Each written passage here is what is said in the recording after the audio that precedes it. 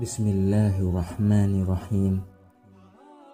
Assalamualaikum warahmatullahi wabarakatuh.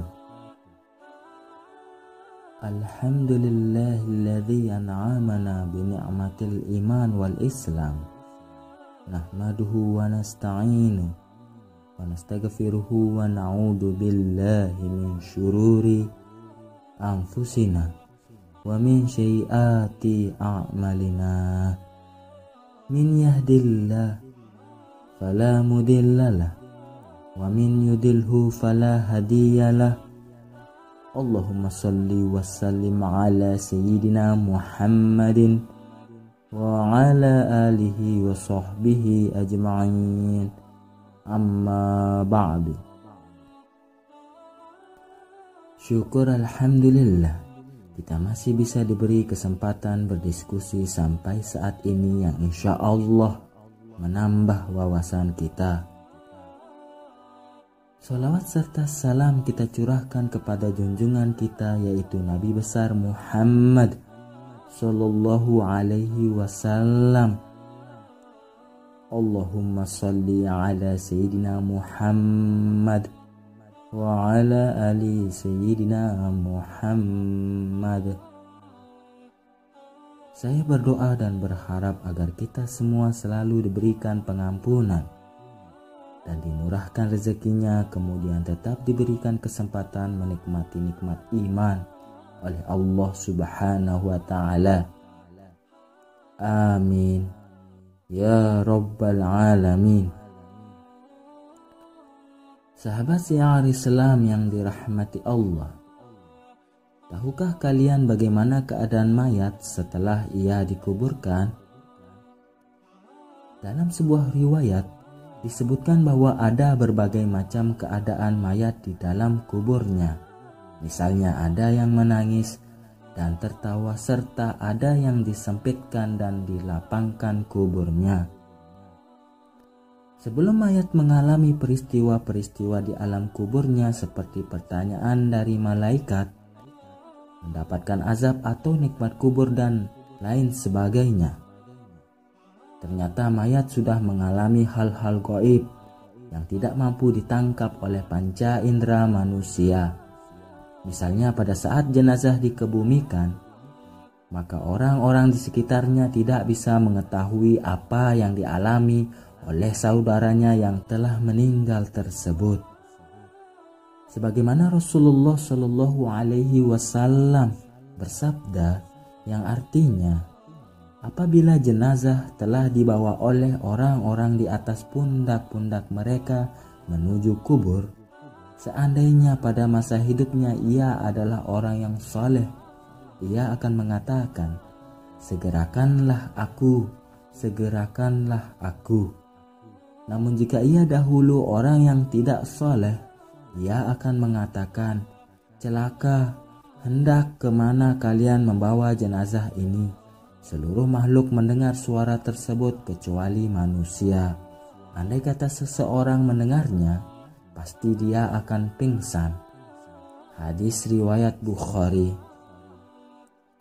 Di mana pada saat itu posisi mayat sangat dekat dengan orang-orang yang masih hidup, yaitu dipikul di atas pundak-pundak pembawa jenazah. Namun hal itu tidak membuat orang-orang di sekitarnya mendengarkan apa yang dikatakan oleh si mayat, disebabkan dimensi mereka sudah berbeda. Kemudian dari Abu Hurairah radhiyallahu anhu disebutkan bahwa Rasulullah Shallallahu Alaihi Wasallam pernah bersabda yang artinya, sesungguhnya apabila mayat telah dikuburkan, maka dia mendengar derap alas kaki orang yang mengantarkannya ketika kembali dari tempat pemakaman. Dan jika ia seorang mukmin, maka ibadah sholatnya akan berada di kepalanya, ibadah puasanya berada di samping kanannya, dan zakat di sebelah kirinya. Sedangkan seluruh perbuatan baiknya seperti sedekah, silaturahmi, amalan yang ma'ruf dan perlakuan baiknya akan berada di kedua kakinya. Kemudian ia didatangi dari arah kepalanya, maka amalan sholatnya berkata, tidak ada tempat dari arahku untuk mengganggu orang ini. Lalu ia juga didatangi dari sebelah kanan sehingga amalan puasanya pun berkata, "Tidak ada tempat dari arahku." Selanjutnya ia kembali didatangi dari arah-arah lainnya, namun semuanya mengatakan hal yang sama, "Tidak ada tempat dari arahku." Selanjutnya dikatakan kepadanya, "Duduklah dengan tenang." Kemudian orang mukmin itu duduk dan ia diibaratkan seperti matahari yang tenggelam. Dan para malaikat akan bertanya kepadanya, "Apa yang telah kamu katakan tentang lelaki yang diutus kepada kalian?" Maksudnya adalah Nabi Muhammad SAW. "Lantas apa yang engkau persaksikan atasnya?" Maka orang mukmin itu menjawab, "Berilah aku kesempatan untuk mengerjakan sholat terlebih dahulu." Kemudian dikatakan kepadanya, "Engkau boleh mengerjakannya, namun jawablah terlebih dahulu pertanyaan yang kami ajukan kepadamu.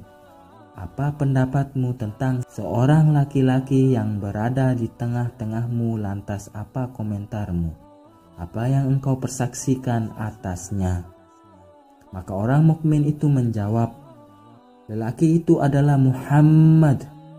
Aku bersaksi bahwa dia itu Rasulullah dan dia telah datang kepada kami dengan membawa kebenaran dari sisi Allah Subhanahu wa ta'ala."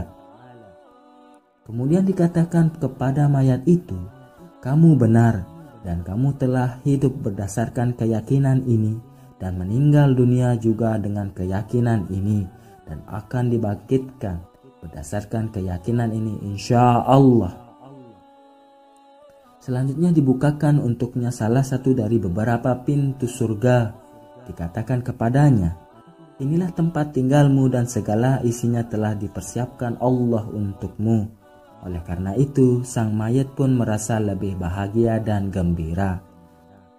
Kemudian setelah itu, dibukakan untuknya salah satu dari beberapa pintu neraka, sambil dikatakan bahwa inilah tempat tinggalmu dengan segala isinya yang telah dipersiapkan Allah jika kamu berbuat maksiat kepadanya. Maka ia akan semakin merasa bergembira dan bahagia karena tidak termasuk golongan ahli maksiat. Selanjutnya, kuburan si mayat itu dilapangkan sepanjang 70 hasta dan diberikan lampu penerang dan jasadnya pun dikembalikan seperti semula. Kemudian ruhnya diletakkan ke dalam burung yang bertengger di atas pohon dalam surga. Hal ini sesuai dengan firman Allah Subhanahu wa ta'ala. Allah meneguhkan iman orang-orang yang beriman dengan al-qaulus sabit, ucapan yang teguh dalam kehidupan di dunia dan di akhirat. Quran Surah Ibrahim ayat 27. Akan tetapi, jika si mayat tersebut adalah seorang kafir, maka ia akan didatangi dari arah kuburnya dan tidak ditemukan sesuatu apapun yang bisa melindunginya. Dan begitu selanjutnya dari arah lainnya, maka dikatakan kepadanya, "Duduklah." Lantas ia pun duduk dengan perasaan takut dan gelisah. Kemudian ditanyakan kepadanya, "Apa yang dulu kamu katakan tentang laki-laki yang berada di tengah-tengah kalian?" Di mana pada saat itu ia telah diberi petunjuk tentang nama lelaki tersebut, yaitu Nabi Muhammad SAW. Namun orang kafir itu pun menjawab, "Aku tidak tahu. Memang dulu aku mendengar orang-orang telah mengatakan sesuatu, maka aku pun ikut-ikutan mengatakan apa yang mereka katakan." Setelah itu dikatakan kepadanya, "Berdasarkan ketidaktahuan inilah kamu menjalani hidup, dan berdasarkan keraguan inilah kamu mati, dan berdasarkan keraguan inilah kamu akan dibangkitkan dari kubur, insya Allah." Setelah itu dibukakan untuknya salah satu pintu neraka dan dikatakan kepadanya, "Inilah tempat tinggalmu di neraka dengan segala isinya yang telah dipersiapkan Allah untukmu." Sehingga ia merasa rugi dan menyesal. Selanjutnya dibukakan untuknya salah satu dari pintu-pintu surga dan dikatakan kepadanya, "Dan inilah tempat tinggalmu di surga jika kamu taat kepada Allah Subhanahu wa ta'ala." Sehingga semakin menyesal dan merugilah si mayat tersebut. Selanjutnya, disempitkanlah kuburannya hingga tulang-tulang rusuknya saling bertindih dan menjadi ringsek. Wallahu a'lam bissawab.